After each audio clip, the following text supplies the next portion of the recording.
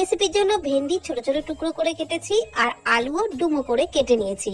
কড়াই সর্ষের তেলের মধ্যে আলু দিয়ে একটু নাড়াচাড়া করে লালচে করে ভেজে নেওয়ার পর দিয়ে দিলাম ভেন্ডিগুলো।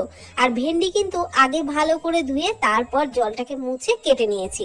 ভেন্ডি আলু লালচে করে ভেজে নেওয়া হয়ে গেলে তুলে নিয়ে কড়াই আরেকটু সর্ষের তেলের মধ্যে গোটা জিরে ফোড়নে দিয়ে দিলাম পেঁয়াজ কুচি। পেঁয়াজটাকে হালকা লালচে করে ভেজে দিয়ে দিলাম গ্রেট করা আদা রসুনটাকেও একটু নাড়াচাড়া করে পেঁয়াজের সাথে ভেজে দিয়ে দিলাম টমেটো কুচি, পরিমাণ মতো লবণ, হলুদ গুঁড়ো, লঙ্কার গুঁড়ো, জিরে গুঁড়ো, ধনে গুঁড়ো আর একটু গরম মশলার গুঁড়ো, সামান্য চিনি দিয়ে দিলাম। অল্প জল দিয়ে খুব ভালো করে সমস্ত মশলা ঢাকনা চাপা দিয়ে কষিয়ে নিলাম। টমেটো একদম গলে গেছিল ঢাকনা চাপা দিয়ে কষানোতে, আর মশলাও ভালোভাবে কষিয়ে নেওয়া হয়ে গেছিল।